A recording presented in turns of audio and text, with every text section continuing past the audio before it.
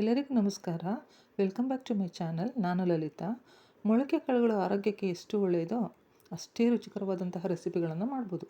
ಅದರಲ್ಲೂ ಮೊಳಕೆ ಹುರುಳಿಕಾಳಿನ ಬಸ್ಸಾರಾಗಲಿ, ಹುಳಿಸಾರಾಗಲಿ, ಪಲ್ಯಗಳಾಗಲಿ ಅದ್ಭುತ ರುಚಿ ಕೊಡುತ್ತೆ.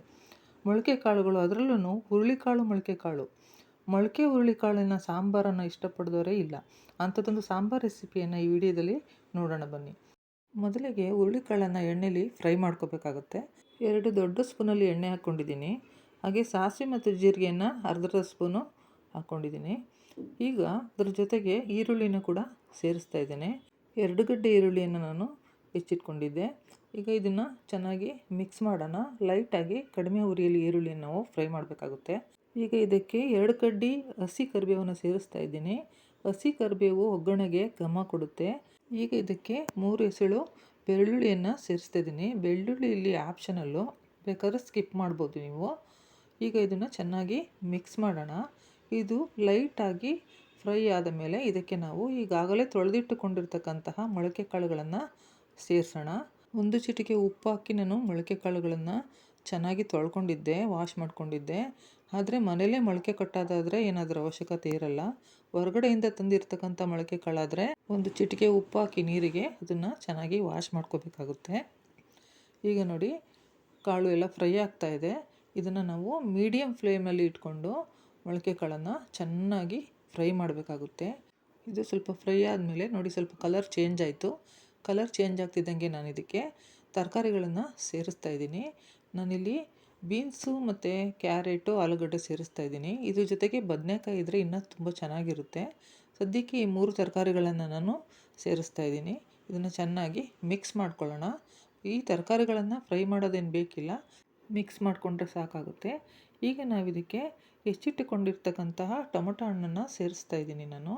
ಇಲ್ಲಿ ನಾನು 2 ಟೊಮೊಟೊ ಹಣ್ಣುಗಳನ್ನು ಇದಕ್ಕೆ ಸೇರಿಸ್ತಾ ಇದ್ದೀನಿ.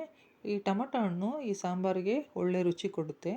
ಈಗ ಇದಕ್ಕೆ ನಾನು 1.5 ಲೋಟದಷ್ಟು ನೀರನ್ನು ಬೇಯಿಸಲಿಕ್ಕೆ ಸೇರಿಸ್ತಾ ಇದ್ದೇನೆ. 1.5 ಲೋಟ ನೀರು ಸಾಕಾಗುತ್ತೆ.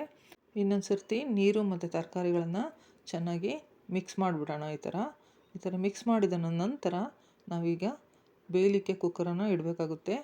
ಈಗ ಲಿಡ್ಡನ್ನು ಕ್ಲೋಸ್ ಮಾಡಿಬಿಟ್ಟು ಕುಕ್ಕರನ್ನು 4 ವಿಷಲ್ ಕೂಗಿಸ್ಕೋಬೇಕಾಗುತ್ತೆ.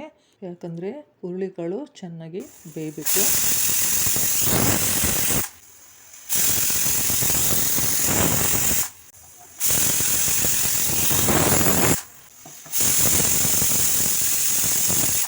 ನಾಲ್ಕು ವಿಷಲ್ ಆಯಿತು. ಈಗ ಕುಕ್ಕರ್ ತಣ್ಣಗಾಗೋ ಅಷ್ಟರಲ್ಲಿ ನಾವು ಮಸಾಲೆಗೆ ರುಬ್ಕೊಳ್ಳೋಣ ಬನ್ನಿ. ನಾನು 1 ಈರುಳ್ಳಿಯನ್ನು ಹೆಚ್ಚಿ ಹಾಕ್ಕೊಂಡಿದ್ದೀನಿ. ಹಾಗೂ ಸ್ವಲ್ಪ ತುರಿದಿರ್ತಕ್ಕಂತಹ ತೆಂಗಿನಕಾಯನ್ನು 1/4 ಭಾಗ ಹಾಕ್ಕೊಂಡಿದ್ದೀನಿ. 1/4 ಭಾಗ ಹಾಗೆ ಇಟ್ಕೊಂಡಿದ್ದೀನಿ. ಅದು ಕೊನೆಯಲ್ಲಿ ಅದನ್ನು ಸಾಂಬಾರಿಗೆ ಹಾಕಬೇಕಾಗುತ್ತೆ. ಈಗ ನಾನು ಮನೆಯಲ್ಲೇ ತಯಾರಿಸಿದಂತಹ ಸಾಂಬಾರು ಪೌಡ್ರನ್ನ 3 ಟೇಬಲ್ ಸ್ಪೂನಷ್ಟು ಹಾಕ್ಕೋತಾ ಇದ್ದೀನಿ. ಸಾಂಬಾರು ಪೌಡ್ರನ್ನ ತಯಾರು ಮಾಡುವಾಗ ನಾನು ರೆಡ್ ಚಿಲ್ಲಿನ ಸೇರಿಸಿಲ್ಲ, ಅದನ್ನು ಸಪ್ರೇಟ್ ಮಾಡ್ಕೊಂಡಿದ್ದೀನಿ. ಹಾಗಾಗಿ ಖಾರದ ಪುಡಿ ನಾನು ಸಪ್ರೇಟು ಗ್ರೈಂಡ್ ಮಾಡ್ಕೊಂಡಿದ್ದೆ. ಇಲ್ಲಿ 1.5 ಸ್ಪೂನಷ್ಟು ನಾನು ಚಿಲ್ಲಿ ಪೌಡ್ರನ್ನ ಆ್ಯಡ್ ಮಾಡಿದ್ದೀನಿ. ಖಾರ ಜಾಸ್ತಿ ಬೇಕು ಅನ್ನೋರು 2 ಸ್ಪೂನ್ ಫುಲ್ ಹಾಕ್ಕೋಬೋದು. ಈಗ 1/4 ಸ್ಪೂನಷ್ಟು ಅರಿಶಿಣವನ್ನು ಸೇರಿಸ್ತಾ ಇದ್ದೀನಿ. ಈಗ ಇದಕ್ಕೆ ಗ್ರೈಂಡ್ ಮಾಡಲಿಕ್ಕೆ ಸ್ವಲ್ಪ ನೀರನ್ನು ಸೇರಿಸ್ತಾ ಇದ್ದೀನಿ. ಸ್ವಲ್ಪ ನೀರು ಹಾಕ್ಕೊಂಡು ಇವಾಗ ನುಣ್ಣಗೆ ಇದನ್ನು ರುಬ್ಕೋಬೇಕಾಗುತ್ತೆ. ಮಿಕ್ಸಿಯಲ್ಲಿ ಮಸಾಲವನ್ನು ರುಬ್ಕೊಂಡು ತಯಾರು ಮಾಡ್ಕೊಳ್ಳೋ ಅಷ್ಟೊತ್ತಿಗೆ ಕುಕ್ಕರು ಕೂಡ ಬಿಟ್ಕೊಂಡಿರುತ್ತೆ, ತಣ್ಣಗಾಗಿರುತ್ತೆ.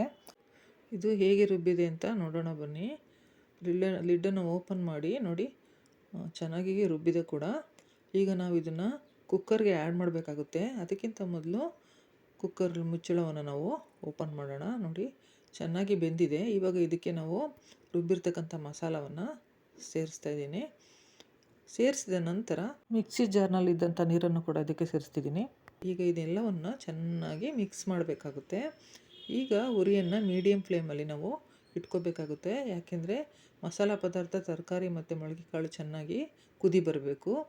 ಈಗ ಇದಕ್ಕೆ ಈ ಸಮಯದಲ್ಲಿ ನಾವು ಹರಳುಪ್ಪನ್ನು ನಾನು ಸೇರಿಸ್ತಾ ಇದ್ದೀನಿ. ರುಚಿಗೆ ತಕ್ಕಷ್ಟು ಉಪ್ಪನ್ನು ನಾನಿಲ್ಲಿ ಸೇರಿಸಿದ್ದೀನಿ ಕೂಡ. ಇದು ಕೂಡ ಚೆನ್ನಾಗಿ ಕುದಿ ಬರಬೇಕಾಗುತ್ತೆ. 1 ನಿಮಿಷಗಳ ಕಾಲ ಚೆನ್ನಾಗಿ ಮೀಡಿಯಮ್ ಫ್ಲೇಮಲ್ಲಿ ಕುದಿಸಿ ಹುಣಸೆ ರಸವನ್ನು ಇದಕ್ಕೆ ಸೇರಿಸ್ತಾ ಇದ್ದೀನಿ. ಒಂದು ಚಿಕ್ಕ ನಿಂಬೆಹಣ್ಣು ಗಾತ್ರದ ಹುಣಸೆಹಣ್ಣನ್ನು ನಾನು ನೆನೆಹಾಕ್ಕೊಂಡಿದ್ದೆ. ಮಸಾಲೆ ರುಬ್ಬಬೇಕಾದ್ರೆ ಎತ್ತಿಟ್ಕೊಂಡಿದ್ನಲ್ಲ ಸ್ವಲ್ಪ ತೆಂಗಿನಕಾಯಿ ತುರಿ, ಅದನ್ನು ಇವಾಗ ಸೇರಿಸ್ತಾ ಇದ್ದೀನಿ. ಇದು ತುಂಬ ರುಚಿ ಕೊಡುತ್ತೆ. ಹಾಗಾಗಿ ಕೊನೆಗೆ ಇದನ್ನು ಸ್ವಲ್ಪ ಸೇರಿಸ್ತಾ ಇದ್ದೀನಿ. ಮೀಡಿಯಮ್ ಫ್ಲೇಮಲ್ಲಿ 2 ನಿಮಿಷ ಸಾಂಬಾರನ್ನ ಚೆನ್ನಾಗಿ ಕುದಿಸ್ಬಿಟ್ಟು ಆಮೇಲೆ ಸ್ಟವನ್ನು ಆಫ್ ಮಾಡಿಬಿಡಿ. ಈಗ ನೋಡಿ ಸಾಂಬಾರು ರೆಡಿಯಾಗಿದೆ. ಮೊಳಕೆ ಹುರುಳಿಕಾಳು ಸಾರು ಮುದ್ದೆಗೂ ತುಂಬ ಚೆನ್ನಾಗಿರುತ್ತೆ ಹಾಗೂ ಅನ್ನಕ್ಕೂ ಚೆನ್ನಾಗಿರುತ್ತೆ.